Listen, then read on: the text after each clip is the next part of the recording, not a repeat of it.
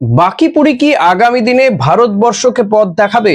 যে প্রশান্ত কিশোরের হাত ধরে ক্ষমতায় এসেছিলেন নরেন্দ্র মোদী, সেই প্রশান্ত কিশোরই কি নরেন্দ্র মোদীকে হারানোর পথ দেখালেন? কেন বলছে এই কথাগুলো সেটাই বলবো আমার আজকের এই ভিডিওতে। তাই ভিডিও পুরোটা দেখবেন, লাইক কমেন্ট শেয়ার করতে ভুলবেন না। তো চলুন শুরু করা যাক আজকের এই ভিডিও।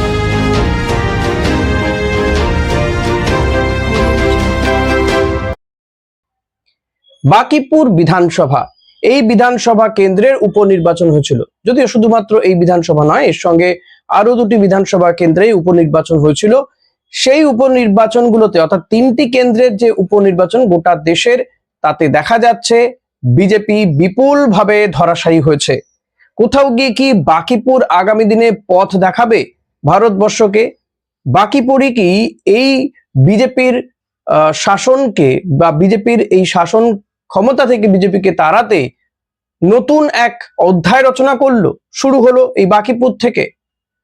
রাজনৈতিক মহল কিন্তু এমনটাই মনে করছে যে বাকিপুরই আগামী দিনে পথ দেখাবে। যে বাকিপুর থেকে গত কয়েকটা নির্বাচনে বিজেপি হারেনি, বিপুল ভোটে জয়লাভ করেছেন বর্তমানে যিনি বিজেপির সর্বভারতীয় সভাপতি নিতিন নবীন, যার কেন্দ্র ছিল একসময় এই বাকিপুর।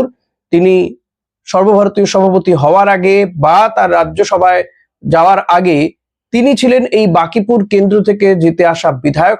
চারবার সেখান থেকে জিতেছেন। তার আগে তার বাবা জিততেন এই কেন্দ্র থেকে। সেই বাকিপুর থেকে জিতেই কিন্তু নিতিন নবীন নীতিশ কুমারের মন্ত্রিসভাতেও স্থান পেয়েছিলেন। পরবর্তীতে তিনি অবশ্য রাজ্যসভায় চলে যান। তো বাকিপুর কেন্দ্রে সে কারণেই এই উপনির্বাচন, আর সেখানেই কিন্তু বাজিমাত করলেন প্রশান্ত কিশোর। যে প্রশান্ত কিশোর যিনি ভোট কুশলী হিসেবে কাজ করেছেন, কখনো নরেন্দ্র মোদীর তো কখনো মমতা বন্দ্যোপাধ্যায়ের, সেই প্রশান্ত কিশোর তিনি তার ভোট কুশলীর এই যে কাজ সেটা ছেড়ে দিয়ে তিনি রাজনৈতিক দল গঠন করেন, জনসুরাজ পার্টি গঠন করেন, এবং সেই দল গঠন করে পিকে বা প্রশান্ত কিশোর তিনি নির্বাচনেও দাঁড়িয়ে যান, বিহার নির্বাচনে। যদিও বিহার নির্বাচনে তার দল দাঁড়ালেও তিনি প্রার্থী হননি এবং সেই নির্বাচনে তার দল বিরাট কিছু দাগ কাটতেও পারেনি। কিন্তু মাত্র কয়েক মাস পরেই বিহার উপনির্বাচনে, বিহারের এই বাকিপুর কেন্দ্রের উপনির্বাচনে দাঁড়িয়ে বিপুল ভোটে জয়লাভ করেছেন প্রশান্ত কিশোর। এবং যা মনে করছে রাজনৈতিক মহল, এই ককরোচ জনতা পার্টির যে যন্তর মন্তরের যে আন্দোলন, তারপরে এই নির্বাচন, আর সেই নির্বাচনে বিজেপির এই ভরাডুবি, তাতে কিন্তু নতুন দিশা দেখালো গোটা দেশকে। এবং এই আন্দোলনের ফলে যে বিজেপির প্রতি মানুষের, এবং এটা বিষয় মনে রাখতে হবে, যন্তর মন্তরে যে বিক্ষোভ প্রতিবাদ হয়েছে তার আবার পাশাপাশি বিহারেও কিন্তু এই নিট প্রশ্ন ফাঁস নিয়ে বিক্ষোভ প্রতিবাদ হয়েছে। ফলত এর প্রভাব প্রশান্ত কিশোরের লাগাতার প্রচার, তিনি বিহার পরিক্রমা করেছেন, সাধারণ মানুষ জেন জিদের সঙ্গে কথাবার্তা বলেছেন, তারা কি চান, বিহারের মানুষের যে কাজ নেই, তারা অন্য রাজ্যে গিয়ে পরিযায়ী শ্রমিক হিসেবে কাজ করেন, কেন তাদেরকে এই কাজটা করতে হবে। তিনি আজকেও বলেছেন যে শুধু উন্নয়ন গুজরাটে করলে হবে না, কেন বিহারে নয়? বিহারে যাকে মুখ্যমন্ত্রী করেছে তাতে তার বিরাট আপত্তি রয়েছে। তিনি বলেছেন একজন মানুষ বিজেপিকে ম্যান্ডেট দিয়েছে, তা একজন সৎ এবং ভালো মানুষকে তারা মুখ্যমন্ত্রী করুন। সম্রাট চৌধুরীর প্রতি মানে কার্যত অনাস্থায় প্রকাশ করেছেন এই ভোট কুশলী, মানে প্রাক্তন ভোট কুশলী জনসুরাজ পার্টির নেতা এবং এই বাকিপুর কেন্দ্র থেকে জিতে আসা বিধায়ক প্রশান্ত কিশোর। জিতে হয়তো তার পার্টির বিরাট কিছু হয়ে যাবে না এই মুহূর্তে দাঁড়িয়ে, যদি দেখা যায় তিনি একজন বিধায়ক হিসেবে বিধানসভায় থাকবেন, কিন্তু এটা একটা দলকে আগামী দিনে অনেক শিক্ষা দিয়ে যাবে। শুধু তাকেই কেন, গোটা দেশের রাজনীতিতে একটা বদল আনতে চলেছে। তার আগে আপনাদেরকে জানাই, এই যে প্রশান্ত কিশোরের কথা বলছিলাম, এর পাশাপাশি অর্থাৎ এই বিহারের বাকিপুরের পাশাপাশি আরো বেশ কয়েকটি কেন্দ্রে, মানে আরো দুটি কেন্দ্রে উপনির্বাচন হয়েছে, যেমন মধ্যপ্রদেশের দতিয়া এবং গুজরাতের মঞ্জলপুর বিধানসভা উপনির্বাচন। সেখানে এই দুটো কেন্দ্রেও কিন্তু দেখা যাচ্ছে যে এই দুটো বিধানসভা উপনির্বাচনেও কিন্তু বিজেপির ভোট লক্ষণীয়ভাবে কমে গিয়েছে এবং এখানেও একটি আসন তারা পায়নি। অর্থাৎ এই যে তিনটি উপনির্বাচনের মধ্যে একটি আসনে তারা জিতেছে, মঞ্জুলপুর বিজেপি জিতেছে, দতিয়া আসন ধরে রেখেছে কংগ্রেস। কিন্তু সবচেয়ে বেশি আলোচনা হচ্ছে এই বাঁকিপুর কেন্দ্র নিয়ে, বিকজ অফ প্রশান্ত কিশোর। প্রশান্ত কিশোরের এই জয় নিঃসন্দেহে আগামী দিনে ভারতীয় রাজনীতিতে এক নতুন দিশা খুলে গেল। 19,000-এরও বেশি ভোটে জিতেছেন প্রশান্ত কিশোর। এবং যে বিজেপি এই কেন্দ্রে এই সদ্য কয়েক মাস আগে যে নির্বাচন হয়েছিল, বিধানসভা নির্বাচন, সেই নির্বাচনে যা ভোট পেয়েছিল তার হাফেরও কম ভোট পেয়েছে বিজেপি। ফলত এবং প্রার্থীও বদল করা হয়েছিল এই কেন্দ্রে বিজেপির পক্ষ থেকে।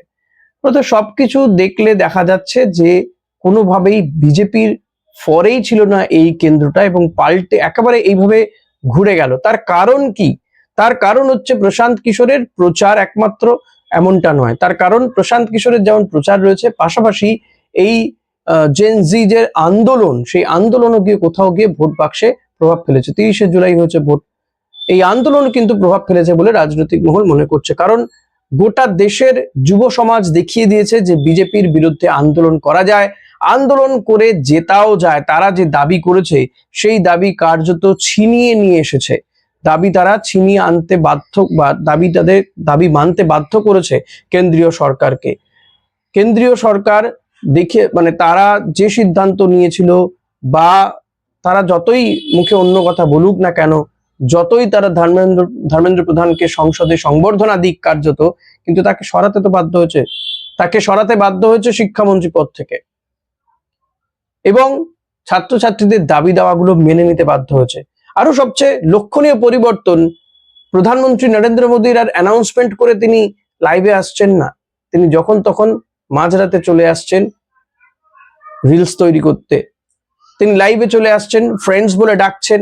অর্থাৎ প্রধানমন্ত্রীকেও কোথাও গিয়ে ধাক্কা দিয়েছে জেনজিদের এই আন্দোলন, যন্তর মন্তরের এই আন্দোলন, ককরোচ পার্টির এই আন্দোলন কোথাও গিয়ে নরেন্দ্র মোদী তথা বিজেপি সরকারকে একটা ধাক্কা দিয়েছে। সেটা বিজেপি মেনেও নিচ্ছে।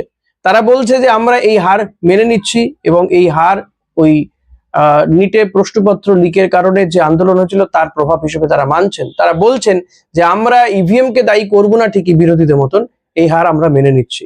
সাধারণত কি হয়, উপনির্বাচন মানেই সেটা যায় শাসক দলের পক্ষে, সাধারণত তাই হয়। কিন্তু এই উপনির্বাচন গুলো দেখিয়ে দিয়েছে যে না, শাসক দলের দাপট কিন্তু কমছে, এবং বিজেপির যে জনপ্রিয়তা ছিল গোটা দেশে, বিজেপি যেটা বলে থাকে, এবং তারা এ রাজ্যে ভোটে জিতেছে। তারপরে দেখা গিয়েছে একের পর এক স্টেশনে বুলডোজার চলছে। স্টেশনে শুধু নয়, বিভিন্ন জায়গাতেই চলছে, হকার উচ্ছেদ চলছে। শুধু যে এ রাজ্যে চলছে এমন তো নয়, বিভিন্ন জায়গাতে এই ঘটনাগুলো ঘটছে। বিহারের মানুষ কোথাও গিয়ে এটা বুঝতে পেরেছে। বিহারে তো আবার যে টাকা তারা দিয়েছিল ভোটের আগে 10,000 টাকা, সেই টাকাও আবার কারো কারো কাছ থেকে সেই টাকা চাওয়া হয়েছে, সেই চিঠি চলে গেছে, বুলডোজার গিয়েছে। তো এই সমস্ত বিষয়গুলো কিন্তু বিভিন্নভাবেই এফেক্ট করেছে এই ভোটে। এবং এইভাবে যদি বিরোধীরা এই জয়টাকে ধরে রাখতে পারে এবং এই ধারাটাকে ধরে রাখতে পারে, আগামী দিনে কিন্তু সেটা নিঃসন্দেহে বিরোধীদের ভোট বাক্সে প্রভাব ফেলবে। এবং শুধুমাত্র ককরোচ জনতা পার্টির একটা আন্দোলন নয়, এই আন্দোলন ককরোচ জনতা পার্টিও বলছেন যে এটা তো সবে শুরু, এরপর তারা আরো বৃহত্তর আন্দোলনে হয়তো আগামী দিনে যাবে। যেটা শোনা যাচ্ছিল যে কৃষকরাও তারা তাদের যে আন্দোলন, সেখানে ককরোচ জনতা পার্টিকে ডেকেছে। আর যদি তরুণ সমাজ জেগে ওঠে তাহলে যে কি হয় সেটা বিজেপি টের পেয়েছে, এবং কোথাও গিয়ে এই বাঁকিপুরের জয় বিরোধীদেরকে একটা অক্সিজেন যোগাবে, এটা আর বলার অপেক্ষা রাখে না। এবং যে প্রশান্ত কিশোর ক্রমশ পিছিয়ে যাচ্ছিলেন, ভোট কুশলী থেকে তিনি রাজনীতির ময়দানে চলে আসার পরে তার যে গোটা দেশে একটা গুরুত্ব তৈরি হয়েছিল, সেই জায়গা থেকে তিনি সরে আসছিলেন। অনেকেই বলেন, বা প্রশান্ত কিশোরকে এই বিষয়টি পরবর্তীতে জানাও গিয়েছে, এই যে তামিলনাড়ুতে যে বিজয়ের যে জয়, সেই জয়ের পেছনেও কিন্তু প্রশান্ত কিশোর ছিলেন। হয়তো প্রশান্ত কিশোর যে ফুরিয়ে যাননি, শেষ হয়ে যাননি, এবং একটা রাজনৈতিক দল করেও যে তিনি তার যে মতবাদ, যে ধারা, সেটা নতুন করে বিহারের মানুষের মনে গেঁথে দিতে পেরেছেন। তিনি দাবি তুলছেন যে বিহারের মানুষ কেন বারবার বঞ্চিত হবে, পরিযায়ী শ্রমিক হবে, কেন বিহারের তরুণ সমাজ কাজ পাবে না। এই প্রশ্নগুলো কোথাও গিয়ে বিহারের মানুষের মনে দাগ কেটেছে, যুব সমাজের মনের দাগ কেটেছে, তাই উজাড় করে দিয়েছেন।